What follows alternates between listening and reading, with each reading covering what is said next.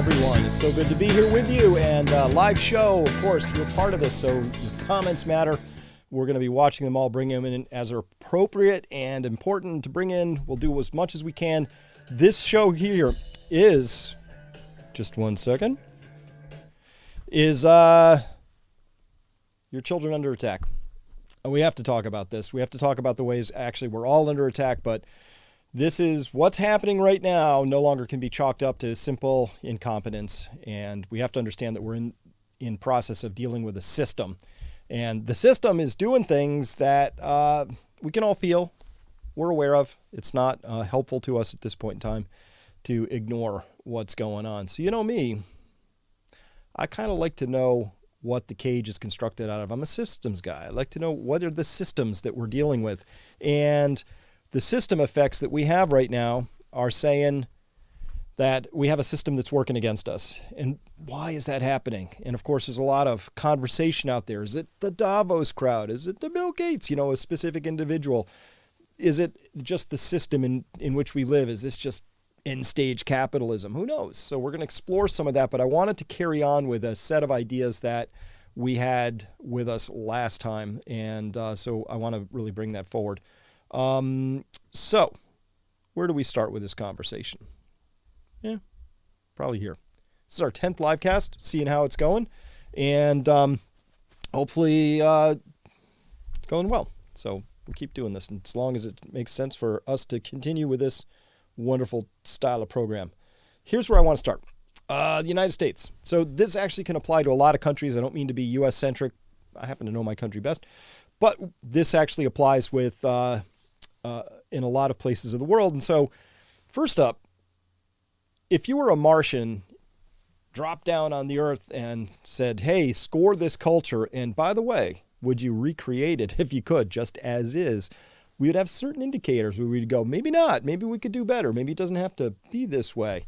So right here, United States has by far the highest rates of incarceration. This is per 100,000.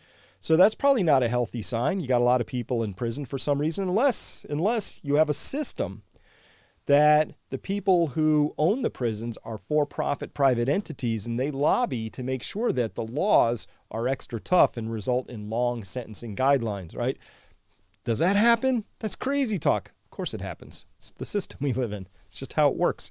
And by the way, it's a little bit crazy making, particularly for young people, to notice that look at all the people who are in prisons and jails for drug offenses. So 1980 is there in the red, and 2019 is there in the blue. So in state prisons, federal prisons, jails, 3 different classifications, almost nobody was in prison back in 1980 for drugs. Now there's lots of people.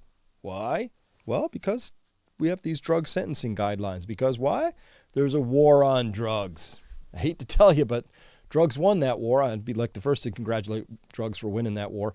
But there's still people in those blue bars who are in prison because of marijuana, which we all know is fundamentally a victimless crime, which we all know in our heart of hearts. You can't resolve it. You can't possibly explain to a young child that, like, why is that person in prison for weed and that person smoking weed on the street and that person serving life for weed, but that person selling it in a state licensed dispensary? Of course you can't make sense of that because it's nonsense. It doesn't make any sense whatsoever, but that's part of the program, isn't it? Right? That things aren't supposed to make sense. When you're in a mass psychosis formation process, it actually matters that things don't make sense. And so that's nonsense, right? And you know why we don't fix that? You know why, like every other country out there, if we can save one octogenarian, it'll be worth it. Absolutely. Absolutely. Think of the weeks of life that have been saved. That'll be just heartwarming. Make a Hallmark movie about that. Show it to ourselves every Christmas. It'd be amazing. But we don't have to be this way, right? We don't need to have this many, why, if France has a rate of incarceration that's under 100 per 100,000, the United States is over 600, more than 6 times higher. Clearly, we could fix that if we wanted to, but we don't fix it. You know why? Simple reason. We don't care. I mean, that's the only conclusion you can come to. Like, if you know something is off the rails and you know why it's off the rails and you can fix it, but you don't, it's because you want it that way. It means you don't care. You don't want it to change. Or worse, you like it that way, right? We've known for decades that people who are addicted to drugs, for instance, so if we said we have a drug problem and it's a war on drugs and the problem is the drugs, if we can just interdict the drugs and if there's no drugs, then we'll solve this. That's how we're going to fight this war. Well, that's just stupid, right? Because obviously if you can get drugs inside of Fort Leavenworth Supermax prison, right? It's just, if you can get them there, you're probably not going to stop a whole country from finding a way to get them. So that's not the issue, but we've known this for a really long time. And there was studies run a long time ago, where they asked the question, like, is this a genetic thing? Are some people predisposed? And they found out that indeed a certain number of people in a population out here at the end of the bell curve are going to be highly predisposed for a variety of reasons. Some of them biochemical, some of them genetic, some of them structural or situational in their lives, are going to be highly sensitive to and subject to becoming addicts, which means it's not a criminal situation. That is at best, a medical situation, but more likely it's actually a social situation. And then since then, we've learned that the opposite of addiction isn't sobriety, it's connection.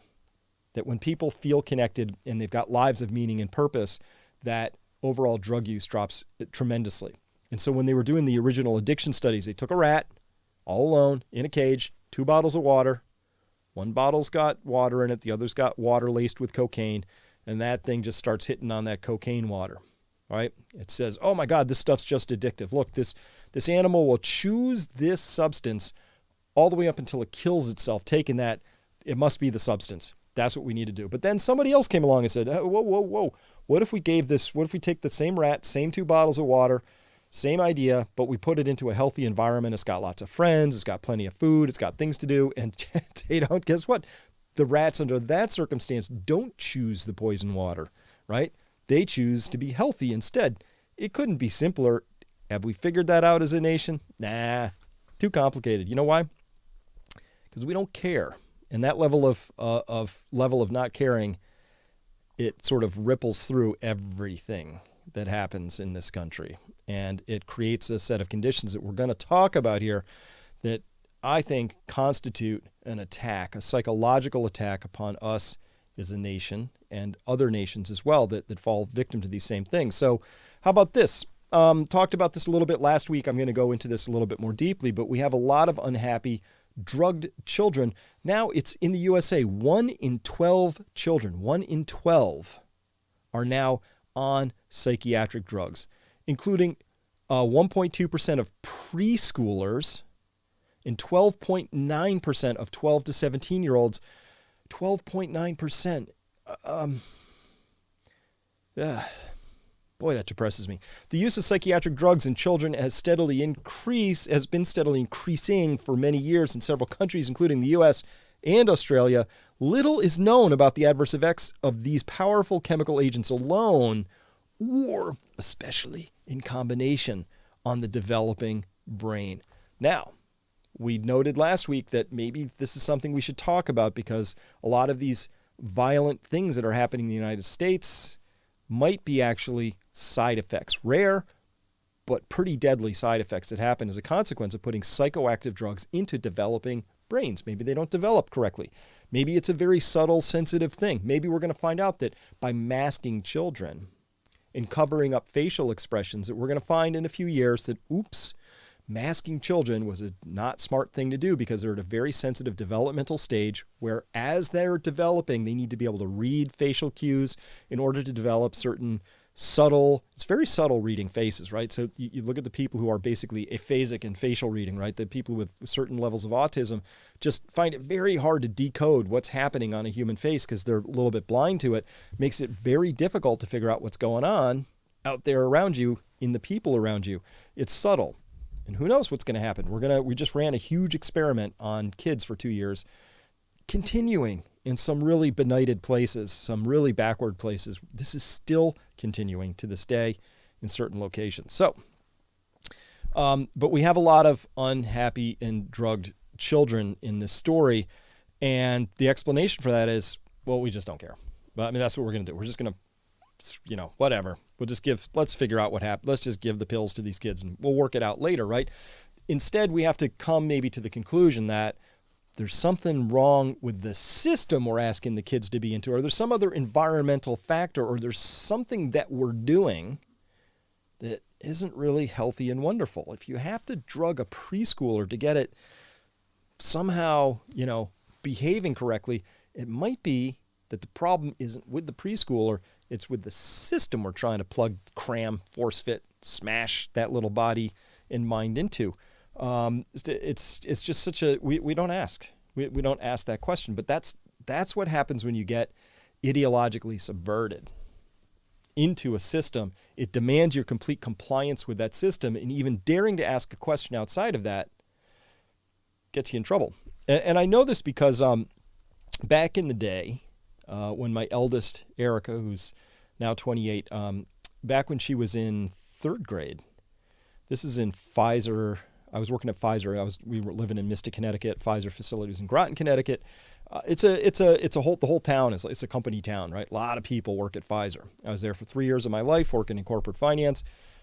But that's only relevant to the story because she comes home from third grade, which was the last year of public school. We otherwise homeschooled. And she came back with a DARE pamphlet, the D-A-R-E. And so this strikes me as a little odd, teaching somebody that young about drugs and drug use. And the pamphlet's pretty graphic, and it's got pictures of syringes and ruined lives and all that stuff. And talk to the school about it. And they're befuddled because, why are you even questioning this? Obviously it's never too early to teach kids about evil things called drugs. And I said, well, not to put too fine a point on it, but kids are a little bit black and white at this age. How do I explain to her that I work for a drug company? Have you thought that through? And a lot of the kids at your school work for a drug company, and they're just creating all this confusion and kids saying drugs are bad. Well, how do you begin to parse that and say, well, there's illegal drugs, and then there's drugs that create systemic dependencies, and then there's drugs that are psychologically addictive. And of course, there's a gradation, and there's a little bit of overlap and some Venn diagram crossover between this blah, blah, blah, right? They couldn't handle any of that subtlety because their system said drugs are bad and it's never too early to start teaching kids. Never, right? As if should they be taught about incontinence too? Because that'll strike them maybe, later on in life, whatever. It was silly. But the point is that you couldn't have the conversation even because it was impossible to get people to think outside of that rigid system that they'd gotten sort of crammed into. And so now this is how the system is. If your kid isn't fitting within the system, problems with the kid, here, take some pills. Let's do that. All right. But that's just nonsensical, right? On some level, we all know that, and especially our youth know that. But we got to talk about that. And then how about Serrano says here, I was born in the decade when they were still prescribing lobotomies. They were hailed as a miracle of medical progress. Where have we heard that one recently?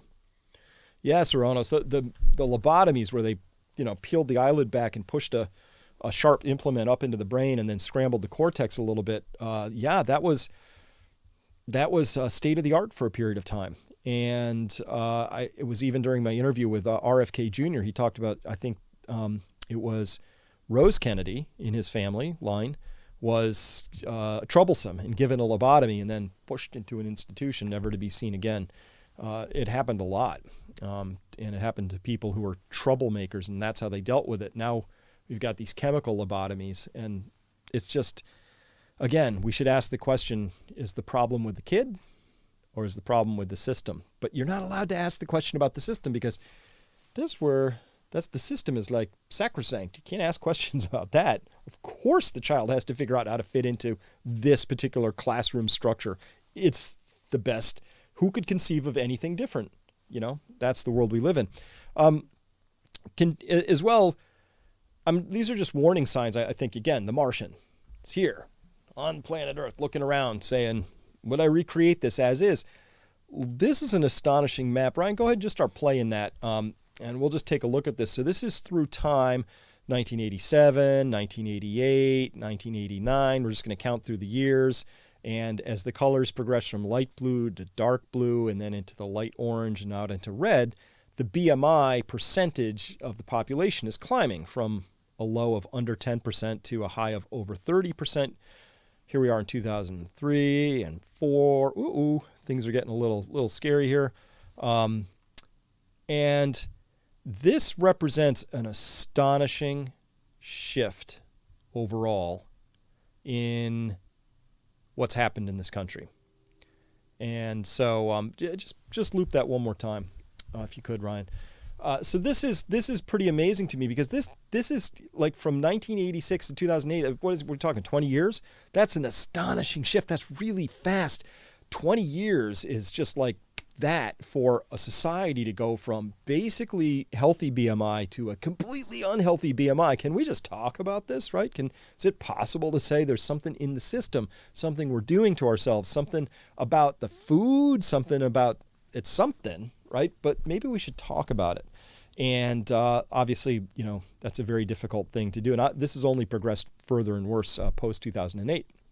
So here we are, right? The question is, well, why is that like that? And what is going on? And is there anything we can do about it? And I could show you a bunch of other signposts that are kind of like that collectively would say, we can do better. Yeah, in fact, we deserve better. But if we're feeling powerless and like just shrugging and going, there's nothing we can do, we don't care, I can't do anything about it, well, then we lose before we even get started, because we've bought into the dominant ideology, which is this is the way it is, and your job is to figure out how to live within it and not ask questions about it. Your job is not to figure out how to be different than that, or to decide for yourself, God forbid, that you should be in any way, shape, or form in control of any of this stuff, because this is the system. And in every one of those cases, when I talked about the incarceration rates, the drugging of children, the obesity, I can also point you to a set of corporations behind there who all make money, fantastic amounts of money, at every one of those junctures. And in fact, I could make a larger tapestry. Monsanto selling its Roundup, Bayer selling its neonicotinoid pesticides. On and on and on. There are these captured regulatory agencies that don't know what to do about any of that. And as a consequence, we are rapidly sickening the planet, ourselves, and most importantly, though, creating a future that our young can't believe in. And that is the most insidious attack there is to take away somebody's sense of the future, because that attacks their sense of hope. And that is one of the worst things that could possibly happen. So I'm here to reject that. I'm here to say it's gross. It's inappropriate. I want nothing to do with it. And more to the point, the people who insist that that's how it is and you don't understand, this is the best we've got and things have never been better, just aren't. I don't share any of that slavish obedience to a system that is clearly not working in our collective benefit or my individual benefit. No, got nothing to do with any of that stuff. So let's go there. You know why we don't know much about where that obesity is coming from? Because as Tom Krause put it, you just don't ask questions that you don't want to know the answers to. That's like, where did this SARS-CoV-2 virus come from? You know what? Let's just not ask that. Let's not do that. Say, are these vaccines working like we think they're supposed to work? Don't ask that question either. You get in trouble for asking questions when the system doesn't want any questions asked about that. But that's part of your job as a functioning adult, is to ask those sorts of questions. So last time I dipped into this briefly. I want to spend more time in this because this is actually brilliant. Every so often I come across a piece of writing that just changes how I see the world. This is one of them. And this is something called The Demoralized Mind. It was in this publication called The New Internationalist. There's a link to it down below. I'll put that down in the show notes. And this is by a gentleman, John F. Schumacher. He's a New Zealand psychologist and wrote this in April of 2016. And I wanted to step through this because this framing, when you understand this framing of demoralization, for me, what it did was it snapped the world into focus, and I saw it in a whole new way. And I haven't been able to unsee it. So I love sharing those moments when something has come along that changes my point of view. and then I can share that with you, because there's nothing more valuable to me than starting to understand the outlines of the cage that I'm in. I don't want to just be shocked. I don't want to just constantly be shocked by random things. I want to understand, even if it's unpleasant, I want to know how the cage is constructed, where the next shocks are coming from, because I love knowing where the future is going to go and how things are going to unfold. And I'm just curious that way. So for a lot of bases, I love this. So we're going to go through quite a bit of this particular article here. And thank you for the like, Goldfish. It's cool. So check this out. This is the opening paragraph. We're going to go through this. Our descent, quote, our descent into the age of depression seems unstoppable. 3 decades ago, the average age for first onset of depression was 30, and today it's 14. End quote. Okay, time out. Remember I just showed you that obesity map, and something really crazy has happened over the past 20 years from 2000 and what was that? I think that was 1986 to 2008. Same thing here. They're saying this is written in 2016. So it's over that same time frame. Basically something in the mid 80s changed, and we ought to be curious about that. Don't you think? That's like, maybe we should know.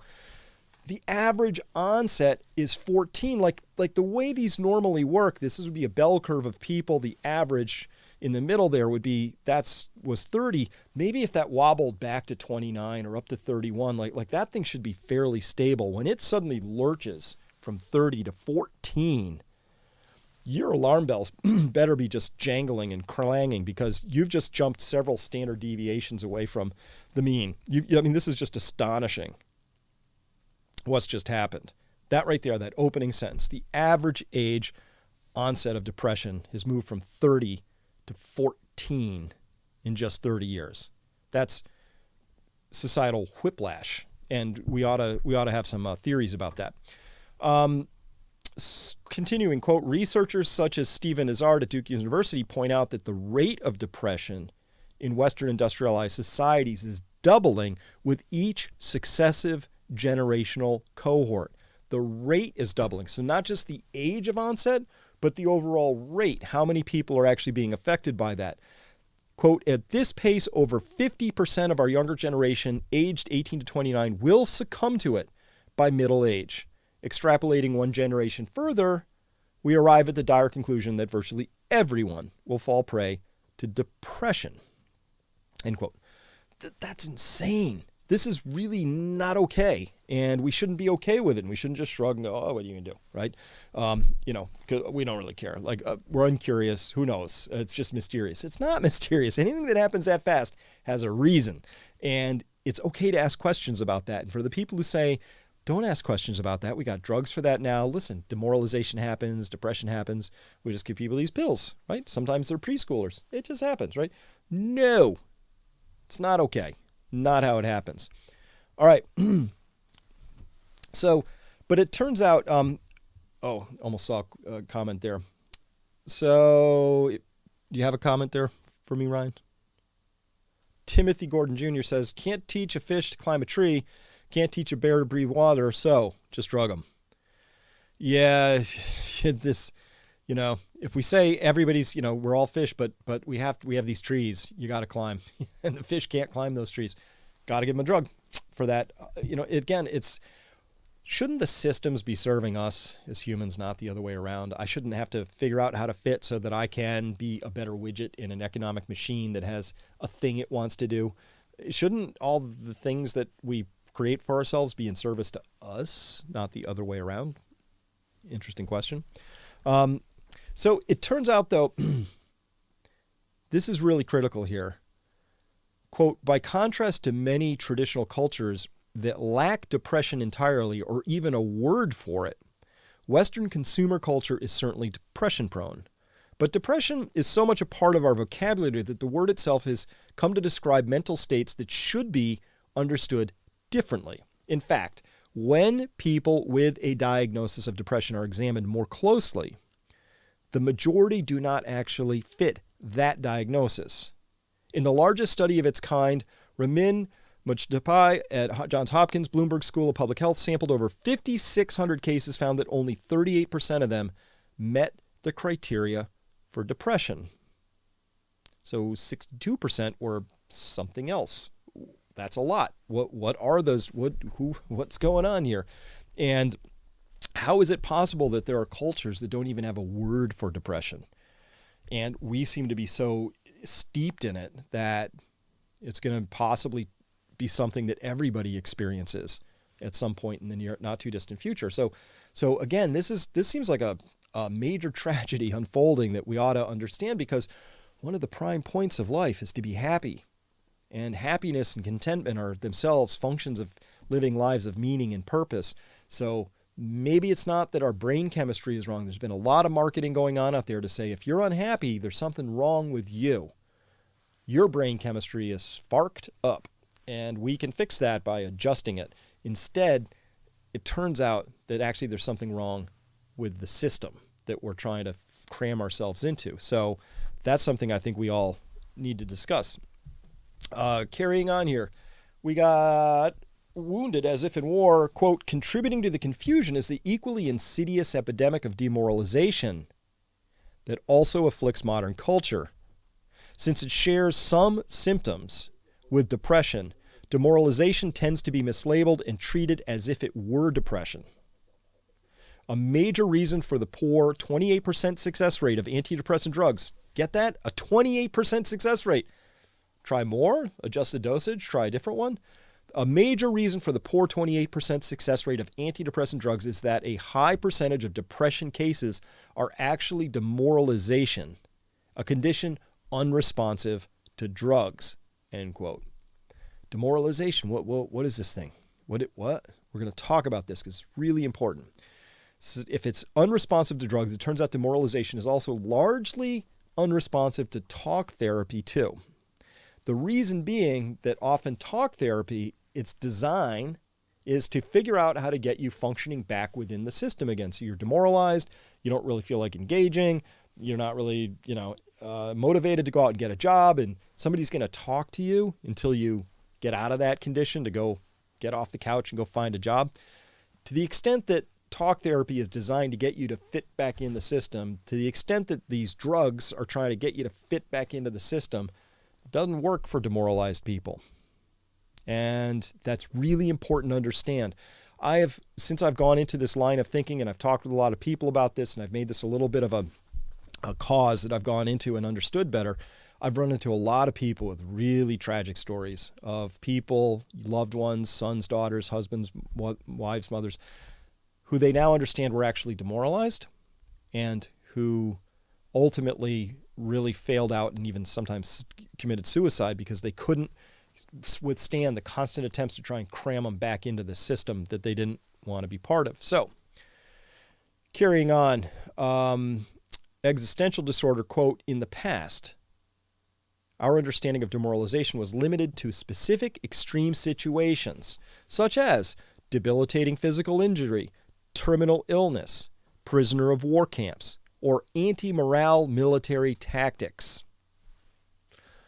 But there is also a cultural variety that can express itself more subtly and develop behind the scenes of normal everyday life under pathological cultural conditions such as we have today.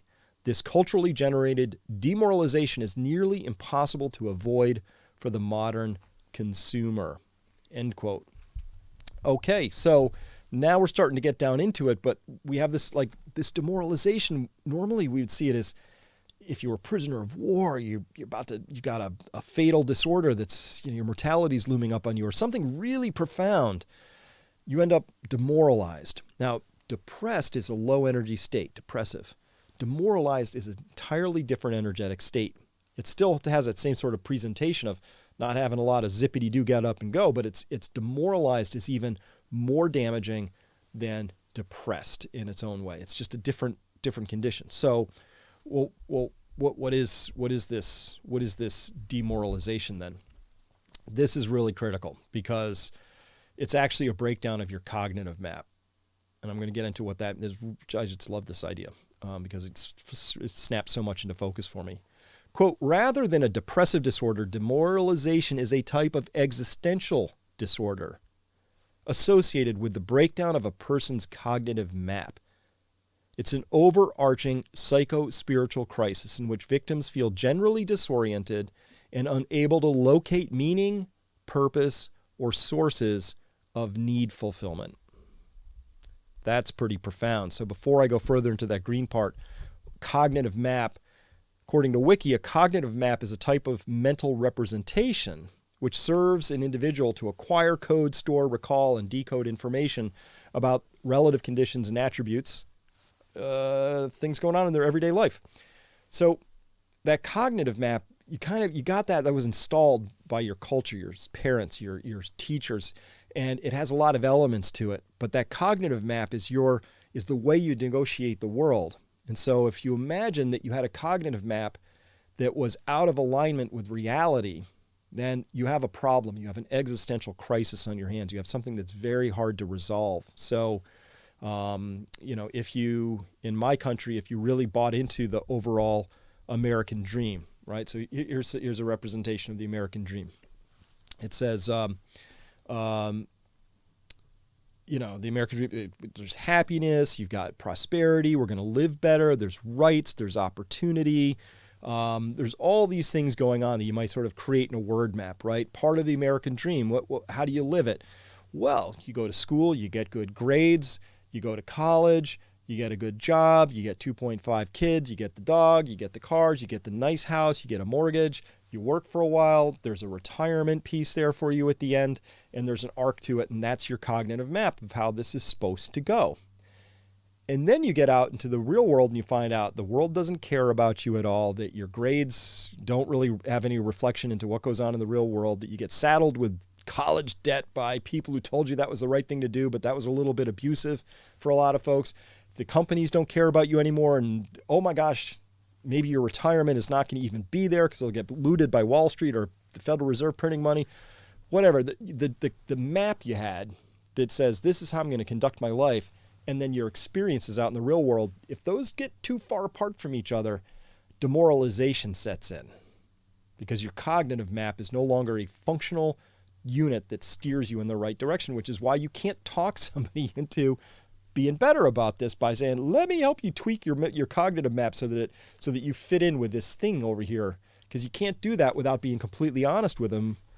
And that's one way that talk therapy can work with somebody who's demoralized. You say, yeah, you're right. There's no legitimate reason for you to engage with that system under the terms that you were born to believe were the terms you should engage with it in, because it's not fair, it's not just, it's not this, it's whatever it is. You don't get people back on the train by telling them things that will help them get readjusted to a system that they've rightly divined somewhere in their head. It's like, this is a bunch of BS. What I thought I knew about, truth, justice, and the American way, and what's actually being exposed are two separate, completely different things. You have to subsume yourself completely into that new reality and just believe what that has to say. And so that's what we see in the fracturing of the Democrats and Republicans into their own ideological worldview sets.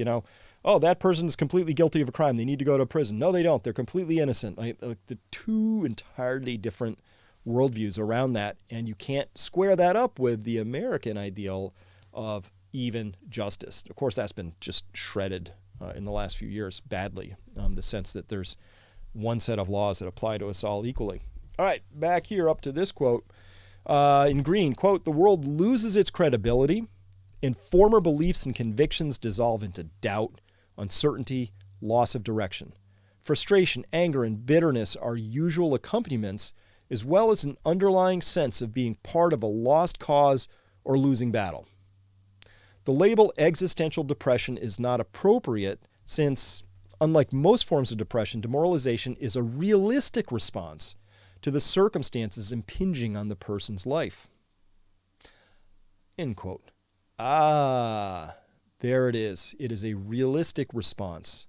So in fact, the people who are demoralized because their cognitive map isn't lining up with reality, it's actually a realistic response. In fact, the more mental capacity somebody has, typically, the more prone they will be to this particular adjustment process here, where the cognitive map they have doesn't work. So I mean, imagine this. Imagine this. You're in certain schools, it's entirely possible to receive these two messages from the same teacher. Hey, it's really important that you do well in this class because your whole life depends on you doing well in this class. Oh, there's this thing called climate change, which the whole world's going to basically burst into flames in a few years and we're all screwed. How do you resolve that at any age, let alone a tender young age? I don't know. But those conflicting messages are very often delivered to the same person. And I think that how do you form a functioning cognitive map out of those two pieces of information? I got to work hard, or life will leave me behind. I may end up under a bridge homeless. Or, participating in that life will make the world burn up faster and then we're all dead. I mean, it's crazy making, obviously. But that's the world in which we're asking young people to live. And that's why I say young people are under attack. Our children are under attack. John B., how can we be depressed given our ministry of truth, ministry of peace, ministry of love, and the ministry of plenty? Exactly, John B., if you just got to subsume yourself completely into those ministries' truthiness, right? Because that's the thing about an ideology. Ideologies aren't concerned with reality, the external reality. They don't care about that. They care about their own reality and they want to manufacture that reality. And so as long as you have complete obedience to the internally consistent sets of realities that exist over here, you're fine. The problem is, obviously, we can look around the world and go, this reality over here that all those ministries of truth would have us sort of subsume ourselves into and believe in, how come those august pillars of all-consuming omnipotence didn't understand that maybe we should have had fertilizers shipped to farmers, and that maybe we could have foreseen some of these supply chain difficulties or done better at managing COVID, or figured out that the energy crisis we're in, or that maybe we shouldn't have printed that much money. There's maybe so many ways that those same keepers of the status quo have just failed us comprehensively. And yet they want us to believe completely in their version of reality. It's again, crazy making, and you can't square the circle. Your options include checking out or buying completely in. There's very few ways to keep your toes in both those pools, as it were. But I do like this idea here that, again, this existential depression isn't appropriate. It's actually demoralization. And it's when you're facing this demoralization, the world loses its credibility. Former beliefs and convictions dissolve into doubt, uncertainty, and loss of direction. And frustration, anger, and bitterness are the usual accompaniments, as well as an underlying sense of being part of a lost cause or a losing battle. That defines a lot for me what happened during COVID. I had a lot of people out there who subsumed themselves into the larger COVID narrative, which was complete junk, right? We could provably, completely, obviously use tons of data and say, this story that you're asking me to live into and believe in doesn't even make sense. It's it doesn't comport with any of the data that we have going on out there. And that was irrelevant. It didn't actually matter, right? Because the data doesn't matter when you're down to that. But I get it. So let me be fair. The people who did subsume themselves totally into that crazy BS narrative, if their choice was to either do that or face this sort of existential dread and demoralization, you know what? Maybe that's a perfectly valid response to say, don't have time for that, can't afford that, not interested in that, don't have the stamina to go through that process. So I'll just, this is easier. Fauci's right, and so I think that's part of the process, and I get it. Me, I like to know why things work the way they work, and it's important to me to understand those things. So let's see. Continuing on, this article is amazing. I mean, I hope this is working for you and snapping things into place like it did for me. Carrying on, quote in yellow, as it is absorbed, consumer culture imposes numerous influences that weaken personality structures, undermine coping, and lay the groundwork for eventual demoralization. Its driving features, individualism, materialism, hypercompetition, greed, overcomplication, overwork, hurriedness, debt, all correlate negatively with psychological health and/or social well-being. In green, The level of intimacy, trust, and true friendship in people's lives has plummeted. Sources of wisdom, social and community support, spiritual comfort, intellectual growth, and life education have dried up. Passivity and choice have displaced creativity and mastery. Resilience traits such as patience, restraint, and fortitude have given way to short attention spans, overindulgence, and a masturbatory approach to life. End quote. This is why I care about it, because I'm fundamentally about resilience. I want people to be resilient. We've got a really disruptive period of history coming. We're about to skate through one of the most awkward moments of any species' existences, which is when your species finds out that its primary source of energy is kind of leveling out. And that's where we are. That's where the energy story is, unless there's some crazy amount of like free energy from aliens at Area 51 that I don't know about. You know, if that comes out, I'll have to reorient my brain. But for now, what we know about in the world of physical limits, we're at a really unusual spot. We are 8 billion people who fundamentally live off of fossil fuels, coming into a situation where we can't get more of them. We have nothing. Our whole system isn't geared for that. Our system's geared for infinite growth on a finite planet, and we're having that awkward departure between reality and this ideology that doesn't want any of that to be true. Chris, you notice those things. Here's a happy pill for you. Maybe we could get you to, back off of noticing those things, because those aren't really serving you, are they? I mean, who wants to go around with those ideas in your head, right? On and on. That's just how it is. So we're living at this moment in time, though, where particularly young people who have cast forward and looked into how we are inhabiting this planet and said, that doesn't have a future, that thing we're doing. So what do you do with that information? Well, you can try and get a happy pill and cram yourself back in. You can really reject the whole thing, maybe end up in prison. You can compensate and get addicted to porn, get addicted to video games, get addicted to eating, maybe all three. There's lots of ways to sort of check out from that story, none of which are actually all that healthy in the sense of creating a condition where you feel like you have the agency to have a life of meaning and purpose.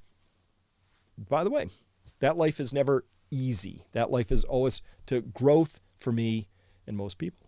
It comes from pain. It comes from bumping up against something painful, and then you learn something and you break through it and you grow and you gain wisdom and all of that. But I don't live in a culture that values that. I live in a culture that values cheap, quick, easy, painless, constant, show me the next current thing to get all wrapped up in, and I'll absorb that. But I'm not going to think about it too hard or make up my own mind about it. I'm just going to absorb whatever that next thing is, even though it doesn't serve me at all, to get all wound up about the next big thing, just to drop it and never talk about it again. Crazy that we do that. But that's just how it is. So this idea, though, that, in yellow is what's happening. We have all this individualism, materialism, hyper-competition, greed, overcomplication. Absolutely the case. I mean, if any of you out there in the United States actually tried to get through like the typical terms of service for any of the apps you use, or maybe your health insurance policy, or looked at the riders and exclusions that actually, apply to your auto and home insurance. If you do, congratulations. But oh my gosh, the level of complexity on every layer of that, right on down to, the cell phone bill you get and all the ways it's all carved up. It's impossible to keep up with it all. And that overcomplication is actually part of the program. It wears you down. It breaks you down. And so we get that part in yellow. And then in green, of course, what do we really need? We really need intimacy. We need trust. We need true friendship. We need sources of wisdom. We don't need older people. We need elders with real wisdom. We need social and community support, spiritual comfort, intellectual growth, all of that stuff. That's actually what makes life really actually worth living. And all of that is under attack right now. And whether it's under attack is a purposeful thing that the WEF wants to do because they want Western values to come under attack, because once you break a culture, well, you can remake it, right? Build back better and all that other grandiose stuff. Ain't going to work. Trust me. Their dreams of that particular program are already failing. We saw that in the breakout of, say, the trucker movement in Canada, the Gilets Jaunes in France, the Yellow Vests. On and on. This populism is still rising because there's still a core of people out there, maybe about 35% or so, who are like, nah, we'd rather live lives surrounded by beauty, truth, meaning, purpose, awe, spiritualness, wonder. There's a lot of great things we could live in, but the system doesn't want any of that. It just wants to keep cramming us down into these little atomized particles because they make better consumers, honestly. And so the consumer ideology is, can we admit it, it's just boring, right? It's just boring. I don't care what the ads were like on the Super Bowl this year, and I don't care which celebrity I'm supposed to care about, and I don't care what they dressed up in. I don't care about any of that stuff. It's just fundamentally not interesting. But I've been told in every possible way that I should care. I just don't. And that is perhaps editorially one of the greatest things that like watching Justin Trudeau. I really dislike what he's done and how he's gone about it. I really think that as a leader, he's failed spectacularly in his othering of his own citizens, trying to convince that everybody who drives a truck who honks their horn must be some racist, Nazi, misogynist. That's just gross, right? But as much as I hold that in contempt, even worse than that, you know what's worse than that? It's boring. It's such a boring world that the Trudeaus want us to try and cram into. It's just boring and uninteresting and unexciting and just full of petty dictators and little tyrants. Anyway, editorially, that's the biggest sin for me. It's boring. All right. Quote, research shows that in contrast to earlier times, most people today are unable to identify any sort of philosophy of life or set of guiding principles. Without an existential compass, the commercialized mind gravitates towards a philosophy of futility, as Noam Chomsky calls it, in which people feel naked of power and significance beyond their conditioned role as pliant consumers. Lacking substance and depth and adrift from others and themselves, the thin and fragile consumer is easily fragmented and dispirited. Divide and conquer. This is one of the oldest things. So a pliant consumer who feels fundamentally disconnected and powerless, I'll bet you anything, people have run the models to say, wow, you can sell a lot of things to that individual. And that's the point. That's the point of the system. We are now in service to that system of consumerism. Even though if we took a few minutes and had a real honest conversation, we would say that system of consumerism, after it's delivered the basics to us that allow us to live relatively comfortable lives, to go beyond that and to make it all about the next purchase and the next this and all the consuming that goes on, it's no longer serving us. We're serving it. There comes a point where that chart maximizes out and goes down in the other direction. And if we had intact cultures, if we had an intact set of wisdom out there, we would be able to have those conversations and we would be able to look at that and assess for ourselves, is that really what we want for ourselves? Now, again, by the data, I think we can clearly say we come from a culture that's very unhappy.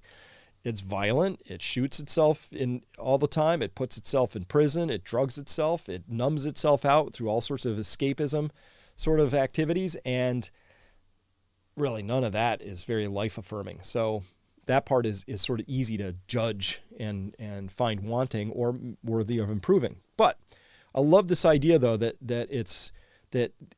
consumerism itself, it lacks any guiding principle. And that of course is actually part of the course when in part 2 of this, I'm going to be talking about Yuri Bezmenov's, he's a former Soviet individual who talks about how you would undergo an ideological takeover of a country. And I'm not saying we're under one necessarily from an external source, but the process of ideological subversion that he talks about, oh boy, we're ticking every one of those boxes. Of course, this isn't something that the Soviets came up with. Sun Tzu talked about the process of how you defeat an enemy. And, 5 out of the 6 things are psychological means, because you don't defeat somebody until they're psychologically defeated. We saw that in Afghanistan, right? United States dropped bombs everywhere. We had total control of the skies. We were droning out leader after leader after leader. How many number 2s did we kill? I don't know. About 50. And as soon as we left, hey, Taliban are back in charge. We didn't defeat them even remotely on a psychological basis. Maybe the opposite.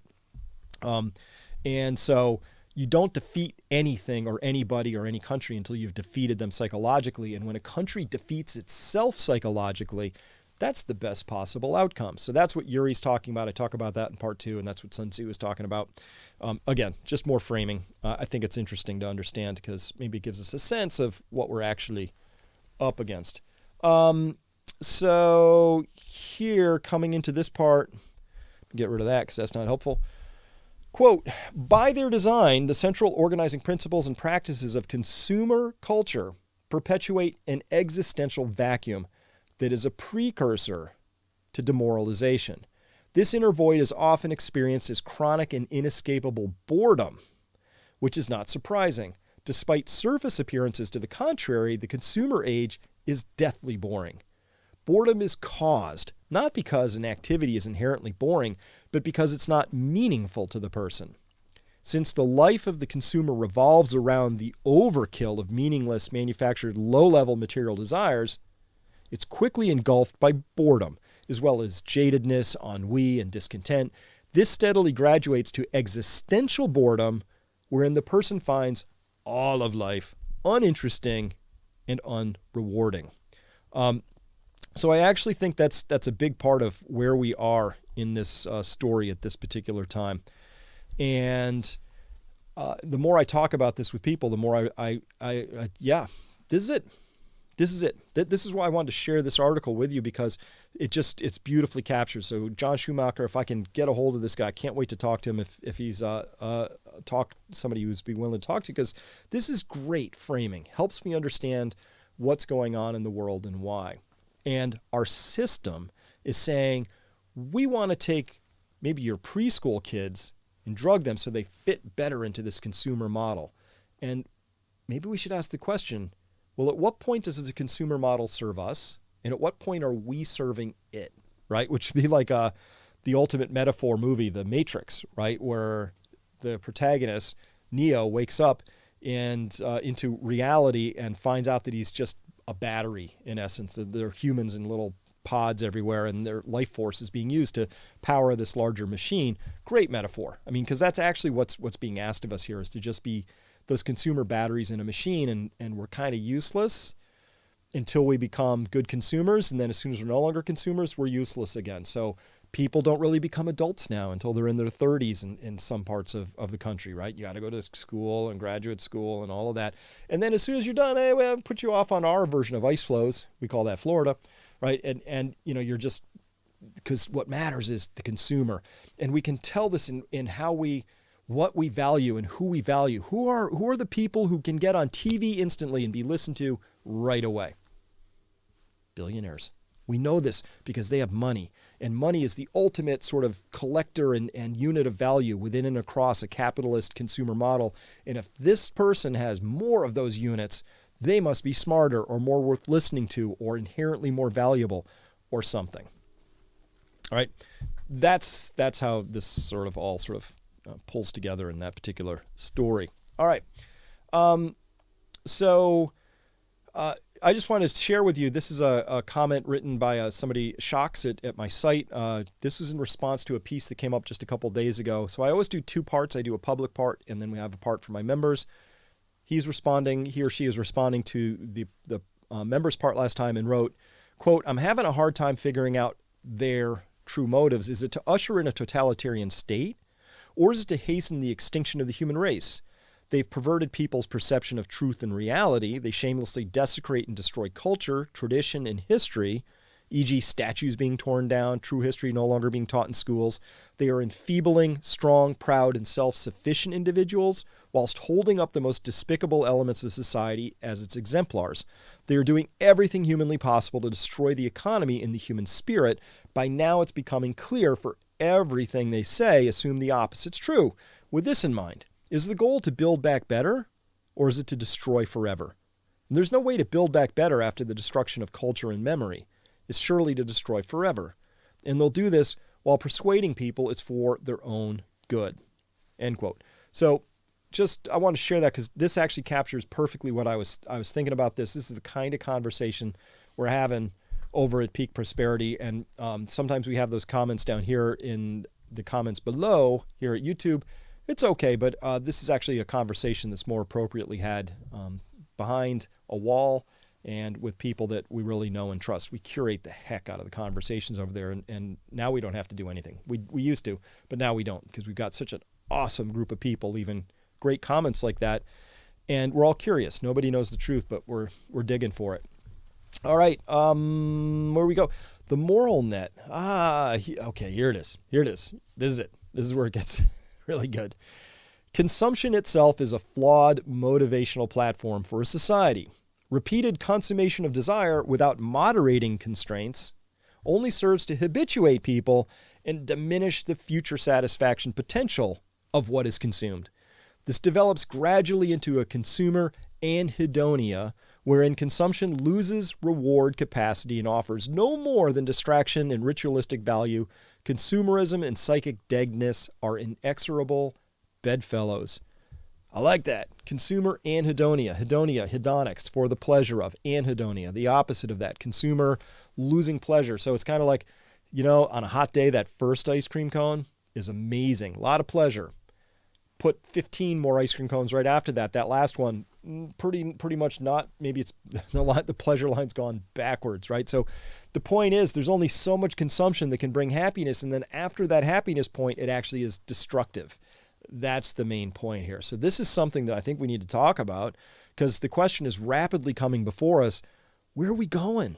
What kind of culture do we want to create? Where do we want to be in 10, 20, 30 years? I haven't seen a single presidential candidate or congressional or Senate candidate in this country in my adult lifetime even dare to ask that question, which is, or present it. Hey, I have a vision of where I would like to see this country in 20 or 30 years. Here it is. Let's debate. Nobody has a plan. Our plan is very capitalistic. It's like, can I get through the next election, the next quarter, the next month, the next week, or in the case of the Federal Reserve, monkeying around in our markets, it's a daily intervention now just to keep the whole thing patched together. I don't know how many fingers the Federal Reserve has to put in the dikes in the financial markets, but it's a lot. But now we're down to just maintaining the system for its own sake, and it's time for us to ask a question. Is it working for us? Is this really the system we want to preserve? Or can we do better? And the answer is, we totally can do better. But the first thing you have to be willing to do is question if the cage you're in is the one you want. The way I approach it is I say, probably 80% of that cage is exactly the cage I want. I love having the power come on when I hit the light switch. I love having food in the stores. I love that level of prosperity. Wouldn't want any of that to go away. And I think there's some things we should stop doing, like turning soil into dirt and, putting people in deserts and ruining aquifers as we make golf courses and grow alfalfa in the middle of the desert. I think there's some things we could stop doing reasonably as smart people. But then there's some new things we should start doing. And that's the part of the question that you can only get to. What do we keep doing? What do we stop doing? But what do we start doing that we aren't doing once you understand the dimension of the cage we're in and whether or not we feel like we want to improve it? The data says this is an improvable cage. This article we're reading together says that if we don't do this and we continue down this materialistic, capitalist, consumer pathway, we're sacrificing our children, and we're doing it with full knowledge, like a surgeon, not attending to a hemorrhaged femoral artery. This is the damage is being done, and it's just not appropriate to me. So, at any rate, yeah, okay. Here's this part, and then I think it gets a little later. Human culture is mutated into a sociopathic marketing machine dominated by economic priorities and psychological manipulation. Never before has a cultural system inculcated its followers to suppress so much of their humanity. Leading this hostile takeover of the collective psyche are increasingly sophisticated propaganda and misinformation industries that traffic the illusion of consumer happiness by wildly amplifying our expectations of the material world. Today's consumers are by far the most propagandized people in history. The relentless and repetitive effect is highly hypnotic, diminishing critical faculties, reducing one's sense of self, and transforming commercial unreality into a surrogate for meaning and purpose. End quote. We are the most propagandized in all of history, and I watch this propaganda happen all the time, and I'm astonished at its effectiveness. Did you watch how people went from basically ratting out their neighbors for not wearing a mask outside on a sunny day, to saying maybe we should just put people in prison for not being vaccinated with this vaccine that we can't actually prove works, to, hey, let's just support the potential outbreak of a nuclear exchange in World War III. Why not, right? That was a seamless transition, and that happened because the propaganda machinery is extraordinarily effective at hopping people's attention like that. And if you've been paying attention for long enough, you realize it's the next thing, right? Do you remember? I don't know if you remember. I remember. I got a long-term memory. North Korea. Oh my God, it was North Korea. It was going to be the worst thing ever. This was years ago, right? And there was all this noise about that. Next thing you know, oops, not that. It was Iran. There was all this noise about Iran, and oops, not that. On and on and on and on. It's an endless series of hobgoblins, as H.L. Mencken put it, that is just simply designed to keep our attention focused on that next thing. And it's become an incredibly sophisticated machine. And that machine is now doing what it does. And again, I don't think it has a smoke-filled conclave of cigar-chomping people in the back pulling levers and dials. It's a machine that if you have enough people who've been raised into it, they operate it effortlessly all on their own. And I know you know what I'm talking about because you've run into them and you've had this difficulty with friends, neighbors, colleagues, family members, etc., in the context of not being able to have this shared reality-based conversation about this world we live in, right? I've had the most incredibly painful conversations with people trying to explain to them data that I have about things like COVID, about oil, about whatever it is. It's just data. But they can't see it that way because their whole system of belief says, I can't, if I believe even part of that, I have to let go of pretty much everything I believe is true, and I can't go there. So they don't go there. So I often don't press the subject. Richard L. writing, quote, as I think about the coming Great Depression, our grandparents' generation had a higher moral compass. I fear a more violent future. Your thoughts? Yeah, Richard, exactly. Without that moral foundation, without that sense of we're in this together, it devolves very, very rapidly. So there has to be something worth fighting for people to really pull together. I mean, are we really going to band together in a suburban cul-de-sac because we want to make sure each of our individual lawn tractors is safe from marauding people coming towards them? No, of course not. It's not worth defending. It's not that core of beauty, of real deep values that matter, right? And so what does matter? I think we all know that our family matters. We would defend our family. We get that. You watch a male robin, another robin's encroaching on its nest in spring, and they will fight, and they'll drive them away. A lot of squawking until they're about 20 feet away from the nest, and then their interest in flying further drops off pretty quick, right? Because they got a thing they're going to defend, which of course is important. It's their progeny. It's their offspring. It's of course. But would I rise to the defense to make sure that the local strip chain with a Popeyes and a KFC was safe? I wouldn't even, safe from what? A wildfire? A marauding hog? No, there's nothing there worth defending. There's just literally nothing there that's of beauty and value. And that's what we have to get back to. So I think in our grandparents in the Great Depression, at least they had a shared sense of moral territory, a shared sense of in being in it together. There was more of that community, right? And that's the bond that I think allows you to really pull together. So we're going to have to figure that out on the fly, and I think it's really important because I'm pretty convinced that we're going to see these financial crises, we're going to see energy crises. They're conjoined twins in this story. As these come forward, there's no avoiding them. It's just what the data says, right? And so this next period of time, we're going to need each other really a lot. And the extent to which we're drugged, atomized, disinterested, or demoralized, I think we're going to have to undo all of that even before we can get back to the zero line to begin to build together in the ways we need to come together. Hello from Australia. Whatever you do, don't give up your guns. Yeah. Thanks, JC. No, I just can't.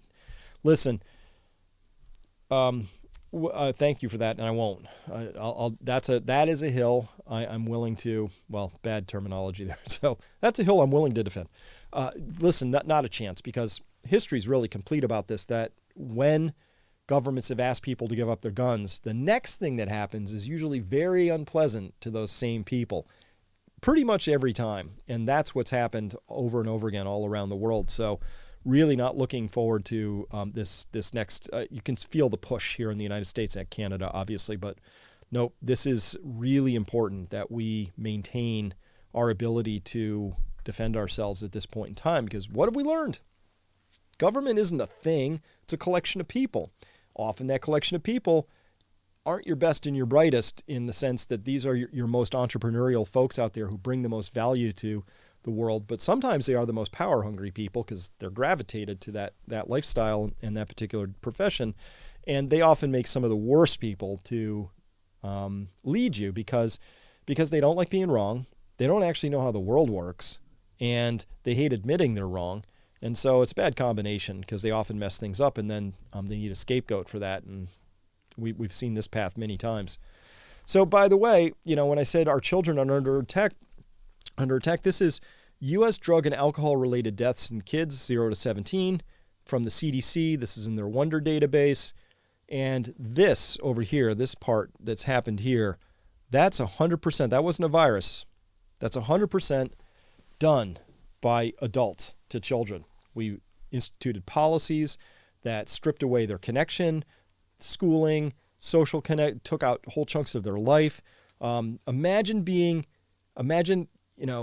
16 in this story, and then 2 years later, you're 18. From 16 to 18, I don't even know how my life would have turned out if all of a sudden those years were taken away from me and I was forced to live at home. That would not have been awesome for me, for sure. And so that happened. Why did that happen? Well, because we had to keep people safe. No, not for the kids, because we had the data 2 years ago. The kids weren't impacted by this virus. I mean, like at all. Like not even like you have to squint at it and we can disagree. Like 99.998% survival rates. And of the ones who unfortunately made up that small percentage that were affected, many of them had very serious comorbidities. And so those would have been relatively easy to identify and isolate if we weren't complete knuckleheads about this whole thing. But the adults in charge said, we don't really care. It's too complicated. We don't know. We have this one story. We wouldn't want to confuse anybody. This is a terrible virus pandemic, and we have to do this. And you know what? If suicide, drug and alcohol related deaths, which are fundamentally deaths of despair, if those are going to double, that's a price we're willing to pay in this story, right? Madeleine Albright style, because they had a point of view. They had a thing they wanted to do, and they didn't care. So when you have a culture that doesn't care about its own children, what do you have that's worth defending or protecting? Not much. Now, this isn't for everybody. This isn't an indictment of everybody. There are whole communities of people that would not do this. This is not about the people of the country, but the leadership of the country, the system, the keepers of the system, the operators of the machinery of this juggernaut that we're now running in. To them, those extra child deaths, just irrelevant statistics, because they had more important things they needed to do. They lacked the compassion, they lacked the humility, they lacked the humanity to be any different than they currently are. And that's a problem.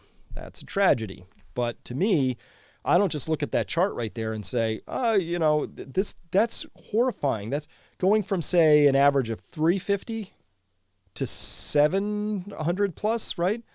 That's 380 kids who shouldn't have died,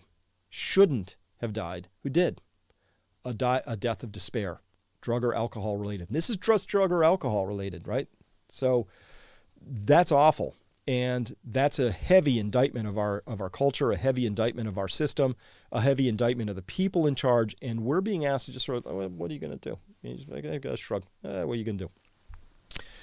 We can do better, obviously. And so first we have to understand why would there be all these drug-induced and alcohol-induced deaths right here that we saw on that chart? Why would that be the case? Well, they're demoralized. And by the way, saying 0 to 17 is kind of weird because I don't know any 0-year-olds that drink themselves to death. But at any rate, this is fundamentally demoralization in action, right? When you have really your cognitive map says this whole thing is effed up and I don't know any way to fit into it, and I don't even want to, because if fitting into this means I get to just basically become a replacement for the same people making this decision to do this to me today, I don't want to participate in that, and that is perfectly rational, healthy, and normal. And the problem here is not the person who doesn't want to participate in that system.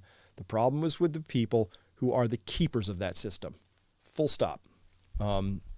So there, let me get off of that little horse for a second, because that one really bothers me a lot.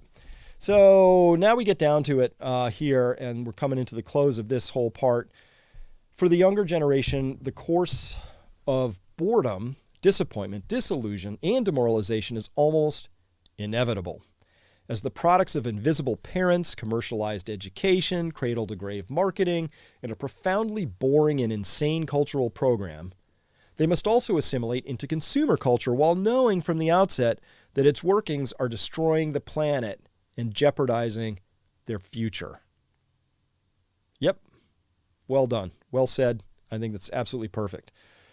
Quote, understandably, they've become the trance generation with an insatiable appetite for any technology that can downsize awareness and blunt the emotions.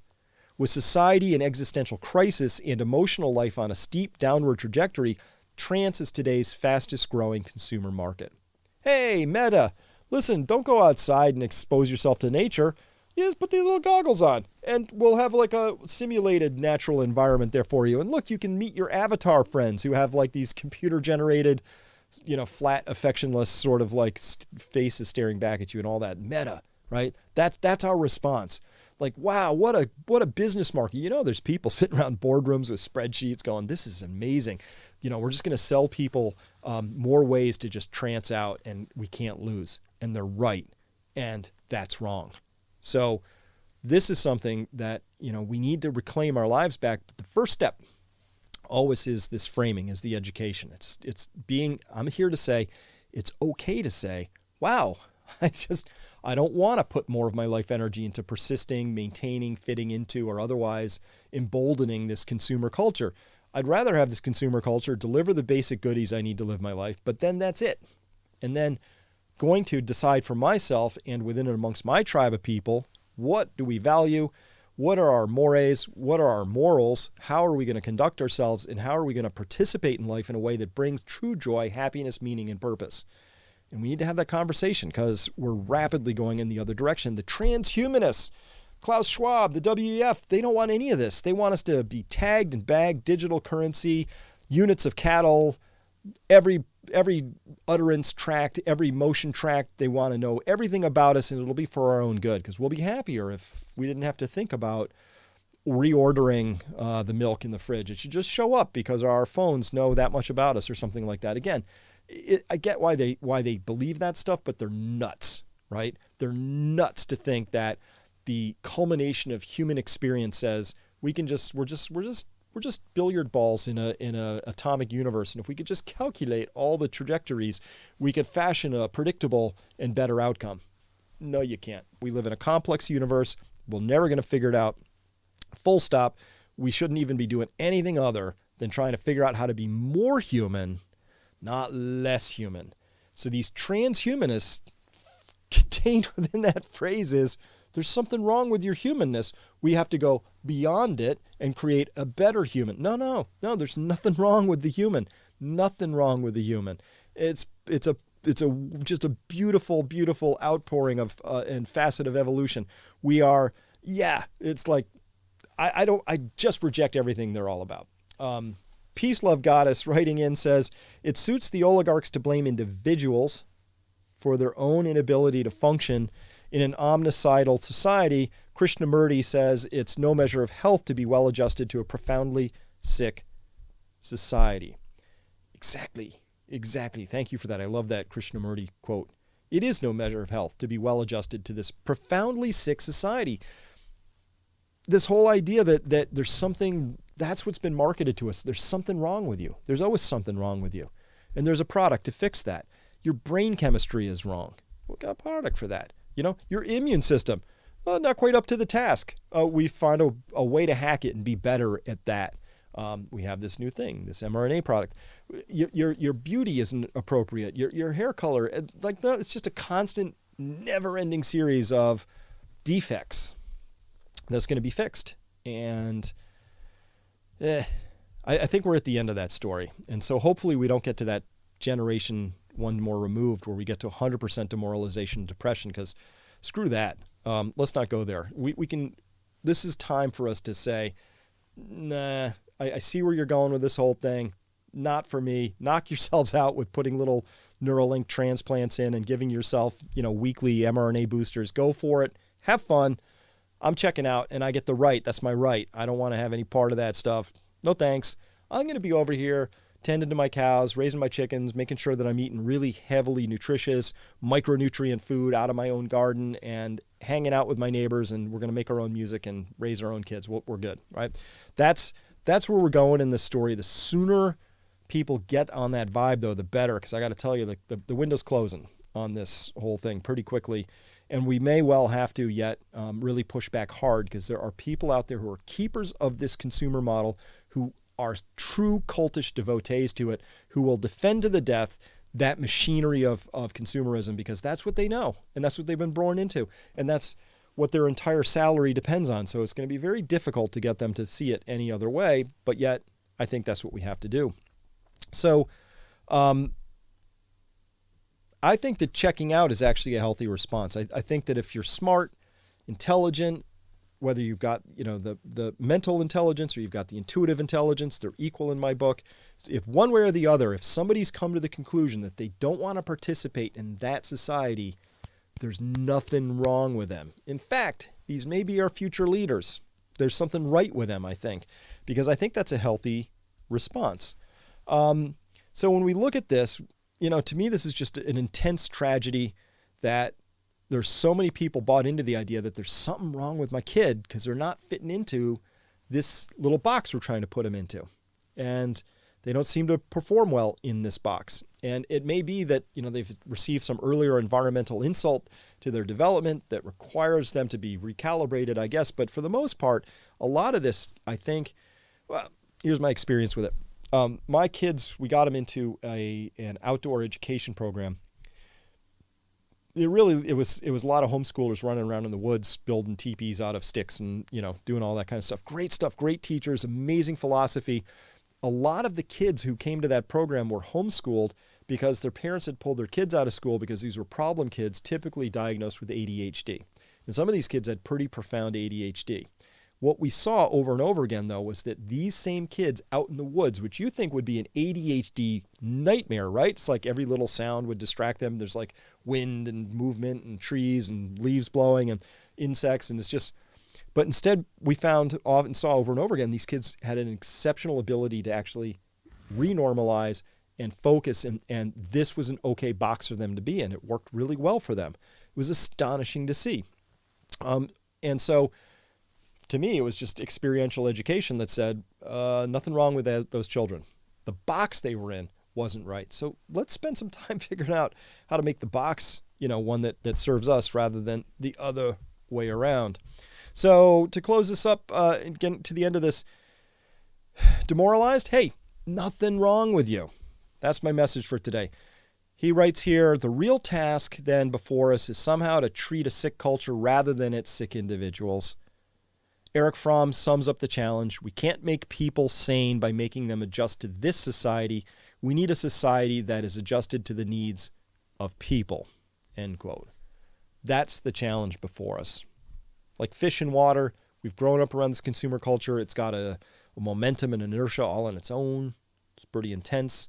The question then becomes, what do we do about that? And so this is where the parallel structures come in. So it's time, and I see this happening all over the globe. I'm really happy about it. People are beginning to get on this vibe and decouple and figure out how to create those parallel structures for themselves. How do they educate themselves? How do they go about entertaining themselves? How are they raising children? On and on and on. This is starting to become something where it's completely obvious that we kind of need to do these things anyway because of circumstances and resources and financial conditions. But it's also, once you get your head up above the water that you've been swimming in, you go, oh, we get to choose which way we want to do this? Well, let's choose a way that obviously and with observational evidence behind it is one that makes us happier, more productive, having lives of more meaning and purpose. So that is the invitation on this. And so I am going to be having here here at what we call Honey Badger Farm, we've got an event coming up, so you could go to peakprosperity.com. It's in September, and we're going to be experimenting with exactly that, getting people together, having these conversations and talking about parallel structures. So last week, I talked about this topic, very important. If you haven't seen it, is Europe committing economic suicide? What's happening there with the embargo of Russian oil? Really important. A number of people, I just love calling out some comments. Terry Riley wrote, oh my God, Chris, what a brilliantly prepared analysis and presentation of oil supply chains, types, production, distribution in world energy markets, and the reasons why the EU's refusal to buy Russian oil will be so devastating for the European people in their everyday life in the midst of such blistering inflation. You're inspiring a thoughtful teacher. Thank you. I appreciate that. I want people to know about this. Everybody should watch this particular episode if you want to understand what's going on, the context behind what's actually happening in Europe, but by extension coming soon to a theater near you, wherever you live.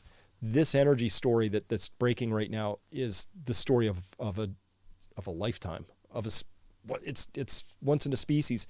It's really big. So I really wanted to call that out and give another chance that anybody who hasn't seen that, give that one a look. Very important concept there. More reader comments here. We got John Bethia writing in, the best and truly informative program that's ever been introduced to the people of the world. Oh, thanks, John. Very nice. I'm sure that most leaders have been told by petroleum experts about this for years, yet these warnings have gone unheeded. This is critical. If I can think of this stuff and come to this data, and we know other people can, and it would be a mistake to think that these world leaders don't know about this same data. Kind of weird, right? To see that these same world leaders flying in their private jets all over the world, lecturing us about how we need to take more cold showers because, climate change. But I actually think once you understand the oil story, you understand a deeper, maybe more profound motivation for why we are being steered into a much more controlled, less energy dense lifestyle for us, while I don't see anybody saying, maybe individual billionaires shouldn't have 400-foot yachts. Maybe private jets really don't make sense in this world. Nobody's saying that because, of course, the people driving the narrative messaging are the same people who have the yachts and the jets. So we don't get that story. But honestly, once you understand the energy story and where that's actually in this thing, it's so predictive. You get so much understanding around that. So that was what that episode was about. This is something I talk about all the time now, is helping people understand the systems of energy, because these are the things that are going to most impact our next 10 years of life, or 20 years, or maybe forever years. It's really that profound. It's a lot to get our heads around, but I do like getting our heads around as much as possible. Janet Greenhall writing, I really appreciate your explanation to the average Joe how truly complex the energy processing business is. I was a piping designer for 30 years and got really sick and tired of all the ignorance on how precious and unique geological formations are and how complex oil and gas processing infrastructure is. It makes me feel respected when the public understands what I and my colleagues did for a living, the value we brought to their lives in the form of energy at the turn of a valve. As the Big Yellow Taxi song says, you don't know what you got till it's gone.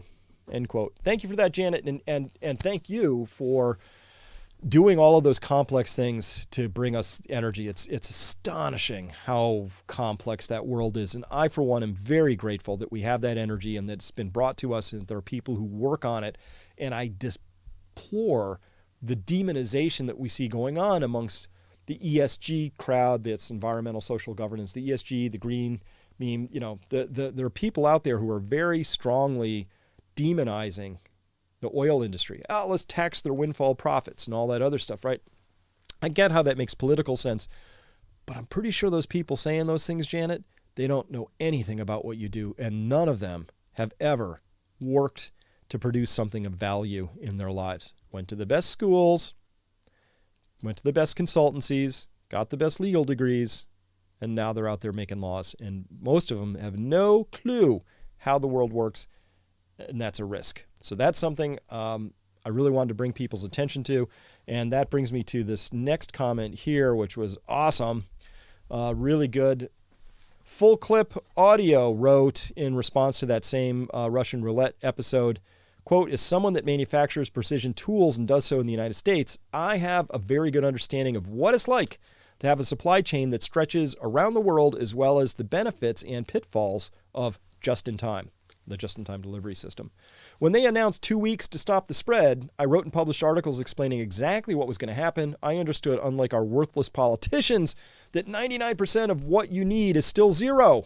Thank you for that, Full Clip Audio. After all, if I have a product that requires 400 inputs and I have 399 inputs, then I do not have a product. It isn't like you're going to get a smaller product or maybe it'll be lacking a feature. No, you get zero. Something that requires 400 inputs, got to have all 400 inputs. My business uses the same semiconductors that everyone uses. See, when you push a button, turn a knob, step on the gas, engage the brakes, pull up on the yoke, etc., you're not actually doing those things, but sending a signal to a microprocessor or semiconductor that tells the pump, electric motor, the inlet, etc., what to do. These things get used in everything from cars to medical devices, tractors, and without them, the world shuts down. So closing out that, at some point in the near future, the inputs necessary for modern civilization to function will no longer be accessible. I'm not sure what that looks like, but we have 10 times more population than in 1850. These kinds of comments are gold to me. They're really important. These are people with real experience who know how the world actually works, saying, listen, if I need 400 inputs, I need 400 inputs. And I don't think our leaders get that. And they're busy legislating in Europe right now. We don't need Russian oil. It's such a colossal mistake at this particular juncture. I have to chuckle a little bit, but that's where we are. That's the world in which we live. That's the world in which you live.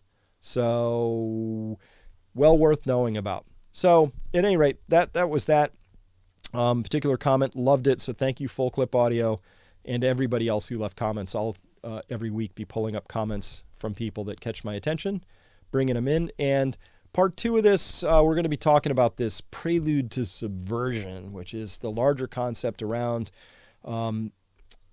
what actually it means when you've been ideologically subverted, and what comes next, and how do you respond to that. So that's what I'll be talking about over there at Peak Prosperity right after this. And otherwise, hey, it's been great having you here today. Thank you so much for listening. It's just been absolutely wonderful. Build Back Better. Hey, thanks for that, Maple Trees Build, as in Billed, if you're just listening to audio. Build Back Better. I actually think it could be Build Better Bunkers. I'm joking, but I know a lot of people who are actually doing that. And some of these people are CEOs of companies you've heard of. It's astonishing. The vibe is out there that something's a little off. So I think having this sort of shared understanding is important. Thank you for listening. Knowing the difference between demoralization and depression, really critical. Understanding the genesis of that so that we can begin to understand what this cage is that we're in, so that, hey, we're not shocked by things that happen, and hey, so that we can figure out how to make it better. Because that's why I'm here. I'm an optimist fundamentally, even though I talk about things that seem not optimistic, but they are. Because otherwise I'm just going along with the flow and trying to figure out how to better adjust to a sick society. And I don't think that's what we want to do here. And I don't think we have time for that. So that's what I have for you today. Thank you so much for being here. Thanks for listening. Thanks for being part of this. I will see you next time. And I'll see the rest of you who are coming over at Peak Prosperity. All right, everyone. Bye-bye.